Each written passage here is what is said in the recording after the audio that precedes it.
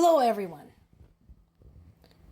The discussion of U.S. Russia 28-point surrender plan for Ukraine continues in multiple news sources, and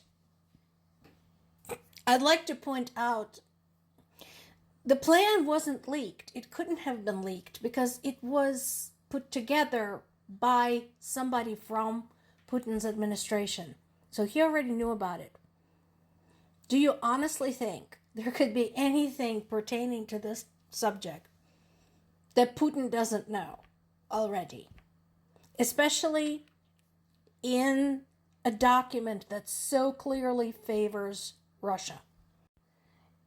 And it doesn't matter what Russia is calling it. As many of you pointed out in the comments, it's the same old thing. You all are absolutely correct. It is the same bullshit Russia has been pushing since the war began. Ukraine should surrender its territories to Russia. It should drop any and all charges for any war crime Russia had committed on Ukrainian territory. Russian frozen assets should be released, and so on and so forth. And I do like it that more and more people who are covering the events in Ukraine are starting to speak up, saying, first of all, just because there is a proposal doesn't mean it's going to result in anything. What if there is no agreement? And right now, it doesn't look like it's going to be because the terms are completely unacceptable to Ukraine.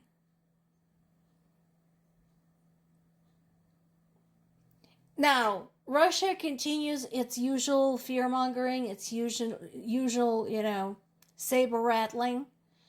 And I've been saying this entire time.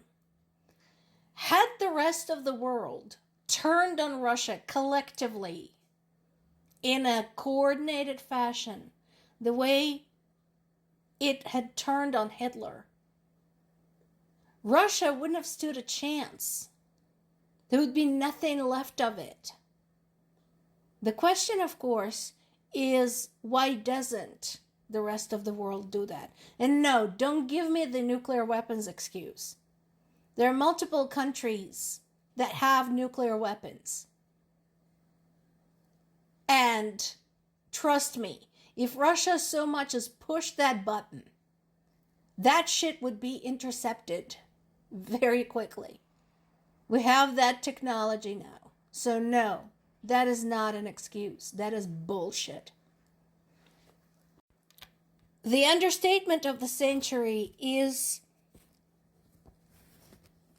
something that was said by Ukraine's allies during the G20 summit. That plan needs additional work. Yeah, it needs the work where you bring in some firewood and you put the plan on top and then you set it on fire. So from that standpoint, yes, it absolutely needs some work. Folks, something needs work when it generally appears feasible. And this is something that I can talk about with some degree of expertise. My college degree is in mechanical engineering, Master of Science in Mechanical Engineering. And so in my engineering career, I've had a chance to design things, build things, including building prototypes. And so when you build a prototype and they say it needs work, that means that the prototype generally isn't bad. It's not perfect, but it shows signs that, yes, this can be used in the future. This plan is none of those things. It's not just like it needs to be tweaked here and there. And I'm glad that, people are saying sensible things, My question is, what are they going to do about it? Doesn't surprise me that leaders of European countries as well as Canada and Japan are saying borders must not be changed by force. And Japan should know because they have an ongoing territorial dispute with Russia over the Smoking Islands. There is another round of talks that is supposed to take place in Geneva in Switzerland. So we are all kind of waiting to see what happens. But I am personally not holding my breath that it's going to be anything positive. The U.S. Army Secretary Dan Driscoll has been the one, meeting with Zelensky and all of that. He is a close friend of J.D. Vance, which already is not a great recommendation. But here's what surprises me. Dan Driscoll had spent 3 years in the Army. You would think somebody who had a chance to serve would have a concept of why invading your neighbor state is wrong. But no, apparently that's too much to ask. Zelensky is trying to reassure the people of Ukraine, saying our representatives know how to protect Ukraine's national interests. But again, considering people of Ukraine have bombs falling on their heads, you can see how that is not really warm and fuzzy. And yes, German Chancellor Merz is correct when he said if Ukraine loses this war and possibly collapses, which it will if this so-called peace plan is implemented, it will have an impact on European politics as a whole, on the entire European continent. And that is why we're so committed to this issue. You fucking should be. Because again, guys, at the end of the day, Ukraine has been a buffer between you and Russia for years. Do you want Russia on your doorstep? Because if Ukraine is pushed into this plan, that is exactly what's going to happen. Some good news, 30 men and women, Ukrainians, who were arrested in Belarus on various bogus trumped up charges and sentenced to prison terms ranging from 2 to 11 years, are finally coming home. Basically, those arrests were to appease Russia. Belarus, by the way, is a great example of what happens when somebody yields to Russian demands. And some U.S. lawmakers, too, are starting to talk about, why are we rewarding the murderer?